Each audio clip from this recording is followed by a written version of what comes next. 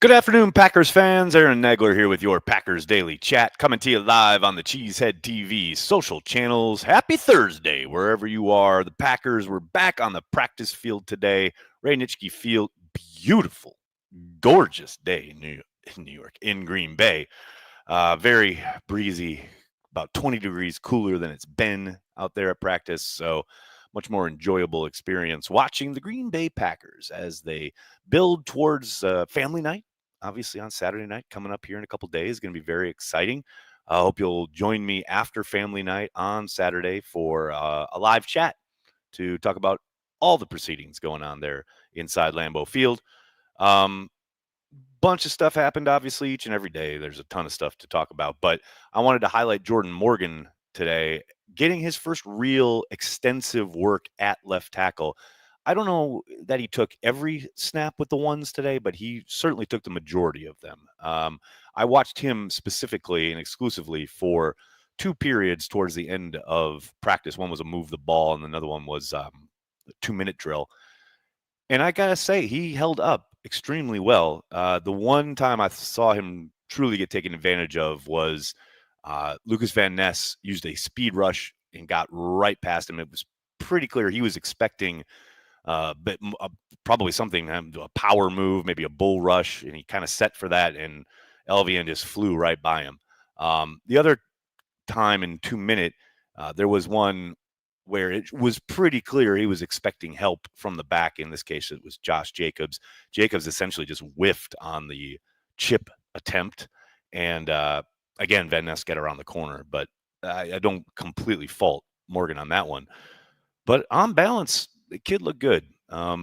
Obviously, it's going to be fascinating to see how they divvy these snaps up going forward. You know that they took him in the first round with designs to play him at tackle. Interesting decision to have him out there, like I said, pretty extensively the first practice after Matt LaFleur blew up at Rasheed Walker. I'm sure Matt will be asked about it tomorrow, and I'm sure he'll say there's no correlation, but it is noteworthy. Other than that, I don't want to kind of belabor the point too much, but it is kind of interesting to see finally Morgan getting an opportunity there at tackle after the conversation all offseason about how it was going to be a battle at left tackle. And up until today, it has been almost strictly Rasheed Walker with the ones. Morgan finally getting that shot. And like I said, I thought he acquitted himself pretty well. I'm sure the coaches will be poring over the tape and they'll be talking about lots of stuff. Interesting to see what Matt LaFleur has to say tomorrow when we get to talk to him. Yeah, but other than that, really great practice for Luke Musgrave. Had a number of really nice catches. Two in particular were really tough catches that he came down with. One on the left sideline where he did a phenomenal job of stretching out but keeping his toes in bounds. And then another one where Love threw with anticipation to the corner, and he had to slow down a little bit, bit of a almost back shoulder action. Valentine was in coverage and actually had pretty decent position, but he back to the ball. He has no idea the ball was there until, Musgrave makes his adjustment and it's a bit low and he goes to the ground and makes the catch. It's actually a really good play by Musgrave. But overall, he had a number of plays that really kind of reminded me of his rookie year when he came in and was making plays seemingly every day in the passing game. It does seem, or feel anyway, like they're trying to get him kind of from the jump a bit more involved in the passing game. I know he had a bit of a lackluster camp last summer. And hell, coming off a day yesterday where he and Jordan Love were or 2 days ago, where he and Jordan Love were on the same page. Nice to see them get into a bit of a groove today. Love also threw a really nice touchdown pass to Romeo Doubs. But for the most part, I thought the defense really rose to the occasion today, especially in the 2-minute drill at the end of practice. All three units, first, second, and third, 0 for 3 on the offensive side of the ball. Really good work from the defense in a situation where they've got to keep that team out of the end zone to win the game, and the defense rose to that occasion each and every time. What's going on, people? Good to see you all chatting it up right here in the comments at Cheesehead TV. Before I get going, I want to give a shout out to a young man named John Canonvera from Kingsford, who apparently watches the show every day, and his buddy told Corey that he is a Cheesehead TV Packers Daily regular. John, thank you so much. I really appreciate you watching and listening each and every day that we're doing this, and really appreciate the support and the commitment, apparently, to watch every single episode. It means the world to me. It means the world to us here at Cheesehead TV. And thank you so much, man. Go Pack, go. All right, before I get to your questions and your comments, let's give a shout out to our good friends over at Ticket King. That's right, based in Wisconsin since 1992. Ticket King is located across the street from Lambeau Field on Oneida. They're happy to help you find just the right tickets for Packers games, from larger groups to single tickets, both home and away. They partner with local Green Bay businesses for tailgating and bus transportation to the games, so you don't have to worry about driving or parking. They're even open on game day for last-minute tickets or possible upgrades. And if you're not in Green Bay, no problem. Just use the Ticket King link on the Cheesehead TV homepage, or indeed in the description of this video. Don't use Ticketmaster, StubHub, SeatGeek, none of these national companies. Use a company based in Wisconsin since the early 90s. Ticket King, for all your Packers ticket needs. Do it, folks. You know you'll want to. All right, what's going on, everybody? Shout out to Brad, new member, I think a rejoiner. Brad, thank you so much for becoming or re-becoming a Care the G Club member. Appreciate you. I get it, man. It's football season. It's time to dial it in. And your support of Cheesehead TV is duly noted. Appreciate you, man. What else we got here? We got Michael. What's going on, Michael? 26 years later, and I still can't fully wrap my head around how Larrivee went from iconic Bears announcer to iconic Packers announcer. He's a legend. He is indeed a legend. I talk to him almost every day when I'm here for camp. And I mean, it's pretty clear, right? He wanted to upgrade, and he did. Only the best, right? Only the best. But yes, Wayne is an absolute legend and one of the best in the business. No question about it. And a good dude, which is always nice. Corey Krenz, thanks for being a Care of the G Club member. Appreciate you, man. Hey, Nags, finally joined when you are live. Been a while. Does the Aaron Banks signing give Guy McKinstry vibes already? I think so. Random Packer, Harry Galbraith. Man, it is way too early to be jumping to that. I get it. But, McIntyre, he was a good player for the 49ers, and Banks was a good player for the 49ers. I understand it's been disappointing that he's had, this back issue from the jump. But he was out there today. Let's let him work a little bit and see how he does in the regular season and see how they do with him there at left guard. I think it's way too early to be drawing those comparisons, but I understand the vibe. I get it. Klaus, how are you, man? Thanks for the super chat. I'm stoked for your praise of Kalen King earlier. I still think he can be a steal. Go Pack, go, and thank you for the coverage of training camp. Well, thank you, Klaus. Yeah, King's had a good camp so far. I mean, things will only get tougher, right? The longer you're in pads, the harder it is to, keep bringing it each and every day. Hopefully those joint practices will be illuminating along with preseason games. That's where I think he'll really kind of state his case. Hopefully a lot of those young corners and young guys in general will. But so far, so good for King. No doubt about it. I am very interested to see him take that step with, with an opponent that isn't, an offense that he's really familiar with and, he goes against every day. Going to be interesting to see what happens when, they're facing off against the Colts or the Seahawks or any of these preseason games. Again, it's promising beginning to his camp, but a ways to go yet. Rick Harris, thanks for the super chat. I hear Willis has looked great. Your thoughts?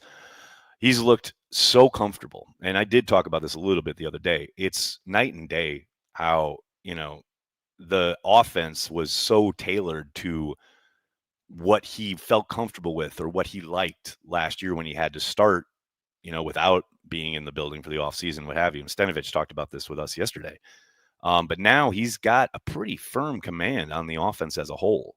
And, outside of, I think I remember one kind of poor throw that ended up in an interception 2 days ago. For the most part, he has been just ripping it and seeing the field really well, making the reads, knowing where to get with the ball, and knowing there was a play today where, he got through his progressions pretty quick and he realized that he had no outlet. Even his kind of check down in the wider flat was covered. He took it, he got depth and got around the kind of the pile there that was forming between the lines and took off up the left sideline for a decent gain. just a smart play. But that's been kind of the MO here this summer so far that I've seen from Willis is really understanding the offense and making the throws necessary, but very rarely putting the ball in harm's way and doing a good job of getting through those progressions and knowing where the ball has to get to right away. It's been impressive, no doubt about it.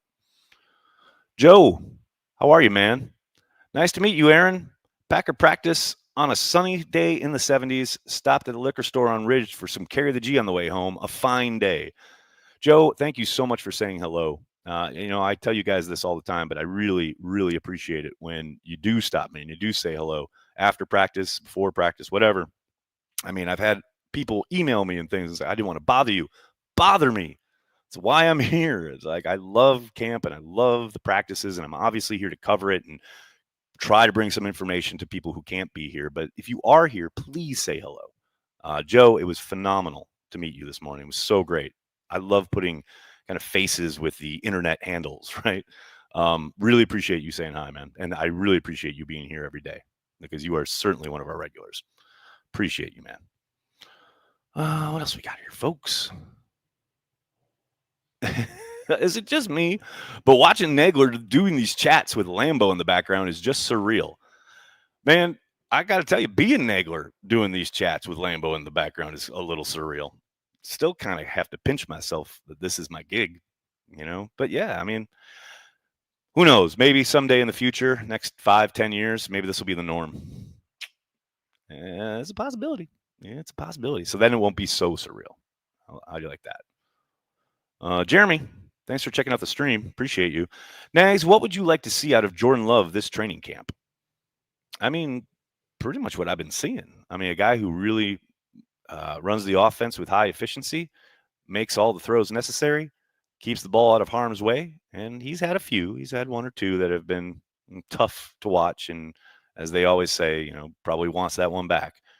But man, he's been on point, and it's been from the jump that I've been here. He has not skipped a beat this entire kind of stretch here during camp so far. Now, I'd like to see that continue, and I think the next big kind of not even a hurdle, but the next big kind of developmental moment for Love and this offense is when they get into these joint practices. I mean, you can learn a lot more during those joint practices than you can in a preseason game. So they're going to be, being presented with a lot of different stuff that you probably wouldn't see in a preseason game as far as pressures and disguise and things like that.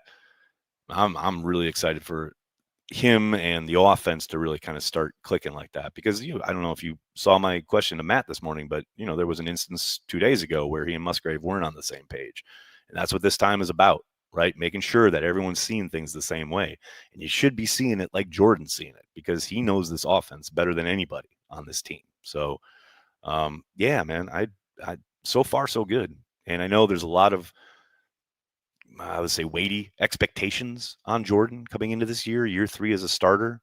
He understands that. I think that's pretty clear from all of his locker room appearances. But man, he's got to do it, and there's nothing magic about it. He's got to do that work each and every day. And so far, the returns are very promising. Steven, what's up, man? Thanks for checking out the stream on Facebook. Getting out of the basement rankings for special teams. What's more important, emphasis or 53 construction? That's a really interesting question, man. I would suspect a bit of both, obviously. Probably more emphasis / play style, because play style is the phrase that Bisaccia always talks about. Certainly, the makeup of your team and that roster, and especially the bottom of the roster where most of your special teams guys are coming from, it's important. There's no doubt about it. I think the biggest component to what you're talking about as far as getting out of the basement rankings, etc., they've hovered around 28, 22, 25 for so long. I think a big component is what they've got right now, which is finally a consistent kicking game in both as far as the punts and the kicks. The field goal operation has been excellent. Waylon put on a show today. He had a number of coffin corner punts. One was an Aussie style coffin corner, like just nailed it right at like the 2-yard line. Awesome kick. But they finally got stability there, right? Now, one area where I think they're going to have to shore up, or at least make a commitment to, is that returner with, I suspect, McCole Hardman. They keep running a bunch of guys back there, whether it is Reed, whether it is Nixon, whether it is Golden's even taking a bunch of opportunities there. I think once they coalesce around Hardman as the returner, which I suspect is going to happen, they should be cooking with gas. And I don't doubt for a moment that will help. But, overall, it's everyone doing everything that's asked of them at a high level consistently. I mean, we heard Bisaccia yesterday talk about, there were certainly plays last year where, it's obviously kind of, I don't want to call it a brain fart or whatever, but, where guys just weren't dialed in, and that's always going to happen at times on special teams because you are so transient as far as guys in and out, et cetera. But yeah, I think hopefully they have a good core that they can lean on with guys like Zane Anderson or Bo Melton or things like that, where that gets them to where they want to go and become a much more efficient unit. But more than anything with the rankings, I think the kicking game being sorted and not having to go through the hell they went through with the kickers since Mason Crosby was let go, I think that will go a long way in helping that bounce up, so to speak. Slider, thanks for the super sticker. Appreciate you. Appreciate the support, man. Thank you so much. Jeffrey Smith is here. What's up, Jeffrey? Go Pack, go. Slider, what's up? Nags, I'll be at camp next Thursday coming from Utah. Would love to stop and say hi at practice. We'll do it, man. Yeah, you can find me pretty much before practice heading in on the Dream Drive. God, I can't believe I just called it that. The place where they ride the bikes. You'll see me out there. Say hi. Make sure, because like I said, I'll be there. Rai, this is a good question that I've been asked a couple of times, and I get it. Rai asking, what was the Texans game last season the Packers' best win given quality of opponent? I think it was a damn good win. Hard to say because they had so many problems up front when it came to protection and the offensive line and just the protection units in general. They were really able to take advantage of that and get after CJ Stroud. But I think the defense played well. I don't want to say disappointing. Let's say disappointing. What's disappointing about that win is you get down to the end of the game, if you remember, and go back and watch if you don't. The Texans have a chance to salt that game away. And I really think they screwed up their clock management there at the end. That gave the Packers an opportunity to basically go and have a chance to win the game, which they did. So, I mean, yeah, it's a good win. There's no doubt about it. That's a tough-ass defense, and the Packers made some really nice plays against them. Yeah, I'd take that one. I would put the Seattle game in the same kind of conversation. And I know, like, Seattle, certainly the way their season ended doesn't feel like they were contending for, anything like any kind of deep run or anything like that. But, they had been on a bit of a run when the Packers faced them. I think they'd won like 4 straight or something like that. And the Packers came in to Seattle and took care of business. Now, obviously, it helps that their starting quarterback got hurt, but man, that's a good win on the road, a place that the Packers had not won in ages and years.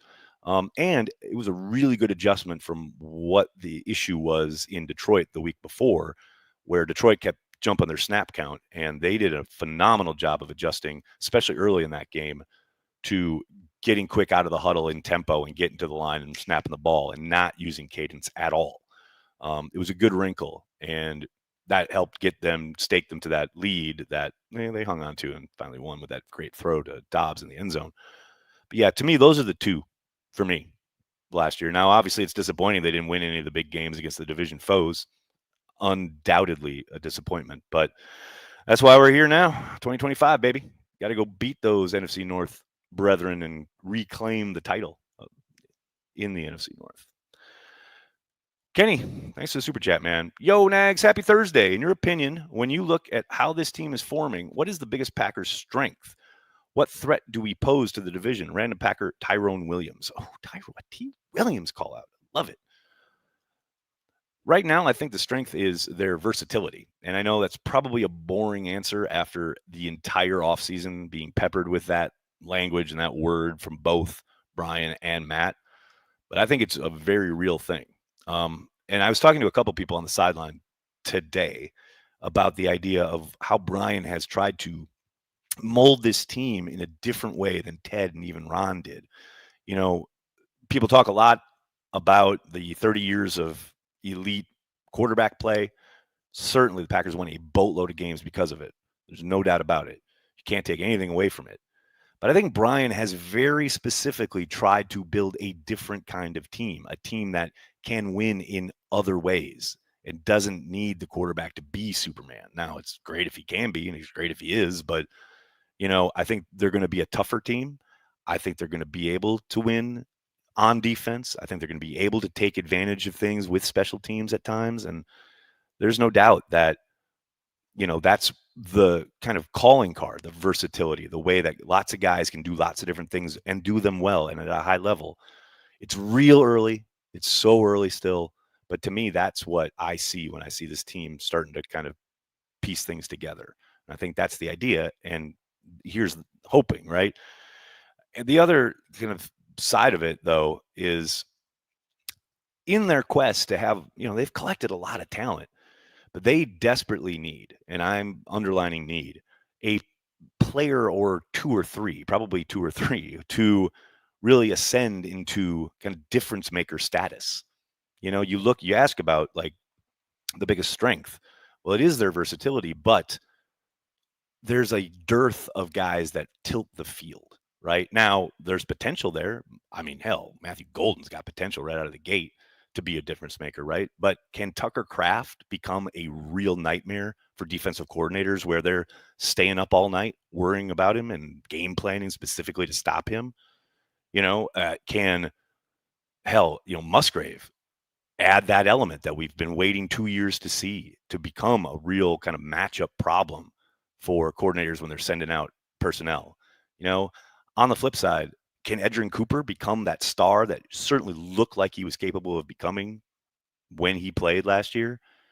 Can he take that proverbial jump and become something we haven't seen in Green Bay in ages, which is a difference maker at inside linebacker? There's a lot of ifs, right? This is a team that doesn't go out and spend huge amounts of money and take big swings with trades. So this is a team that does like to build from within. And that's been good, but not great for the last 2 years. Now it's time for this young ascending team to ascend and take that next step. And it's going to be, if they do it, because those guys step up, because those guys become difference makers in the league. Because I know, man, I'm sure you do. If you're on TikTok or if you're consuming any kind of football content that has a national bent or a national lens, right? There's a lot of people talking about the Packers not adding up or measuring up to teams, hell, just in their own division, let alone the NFC, right? I think that's pretty naive, but I understand why that perception is there. But man, until the Packers have some players that really explode and become difference makers, that will be the description of the team. And that is the way people are going to view them. When they get in these big games, national games against tough teams, they've got to control it. And that's what Brian talked about at the end of the year, controlling the football game, taking that step and becoming and getting back to contending for championships. Like I said, I see the vision, but they're depending on a lot of things to happen as far as developmental within their program. That's the plan, clearly. And, we're starting to see glimpses of it here, but it's got to continue. And it's got to continue all year long. You got to be playing way better down the stretch in December and into January than they were last year when they were really kind of falling apart. It's a really long-winded answer, but I hope it kind of touched on what you're asking because there's a lot there, and I love the question. But yeah, this is precisely what this time is all about, right? Starting to form that identity and form that kind of idea of what you want to be and what you can be. And I think, the early returns are good. Abdul, how are you, man? Thanks for the super chat. Hey, Aaron, sorry if you talked about this already. Do you think left tackle and right guard could be a committee/rotation like right guard was last year? I think there's every chance that happens, Abdul. And hell, Steno straight up said it at the podium yesterday. They have no qualms. He has no qualms. Matt has zero qualms about, rotating at both of those positions. I don't know if we end up there. we'll see, if they think Jordan Morgan deserves to be on the field, has to be on the field, etc. If whether it is at left tackle or right guard, then I think that's going to happen, right? But he's got to put it on tape and he's got to do it in practice each and every day for the next month or so, right? But yes, that possibility is wide open. And it's weird, man. It's, you guys know, as an old head myself, like, it is just anathema to everything I've ever thought or known about offensive line play and the importance of cohesion and the importance of getting those five guys together and repping them as much as possible, all five of them together all the time. Now here come the Packers, and they're like, yeah, we'll switch guys all the time. Doesn't matter. Hell, we'll do it in the middle of a game. What? It's crazy to me, but they've been pretty successful doing it. Abdul, thanks again, man. Regarding the pass rush, when will we know if it's taken a step or not? Will we just have to wait for regular season? Also, haven't heard much about Wyatt. Wyatt had a couple really good reps today, but he also had one rep that I saw where I think it was Jenkins just absolutely stoned him. Yeah, no, dude, you're going to have to wait to the regular season. Yeah, I don't know if anyone remembers this, but last summer we sat here talking about how active they were up front. And some of that was because it was a new coordinator and we didn't really know what to expect, etc. But man, they were good up front. And, they caused problems in the joint practices for opponents too. And we thought, oh, okay, they're cooking with gas with that front four. And then the regular season started and that all disappeared. Game planning does play a monster kind of, part in how things operate up front and the rotation, the actual personnel rotation, who's playing how much, etc., and where. Yeah, it's nice to see the reps and it's nice to see the guys working on technique and all of that. But yeah, you won't know much until we get to the regular season, unfortunately, or fortunately, as the case may be.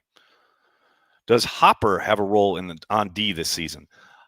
I think he's going to make it real tough on them to keep him on the sideline. Now, we'll see when the joint practices come up because that's where I think the real test is going to be. But he has been incredibly active and certainly looks worlds better this summer than he did last year. Doesn't look like he's thinking, looks like he's physical as hell, keeps blowing plays up, what's fascinating and what's noticeable is that he keeps arriving when the ball does. Like whether that's a pass over the middle, whether that's something in the flat, whether it's an attempted bubble screen, like he keeps like showing up, like just instinctively knowing where the ball is going. That's a guy who's done his homework, right? And is just letting it all fly. It's exciting stuff. Now, will that translate and get him into the rotation on a regular basis? We'll see. But man, you probably can't ask for a better start if you are Tyron Hopper than what he's done so far this summer, because it's been very good and very persistent, very consistent. It's been good stuff. All right, everybody, I'm gonna have to get going. Cannot thank you enough for hanging out, talking Packers each and every day, Monday through Friday, right here on the Cheesehead TV social channels. Got a programming note for you. Tomorrow after practice, I'll be going live almost right away.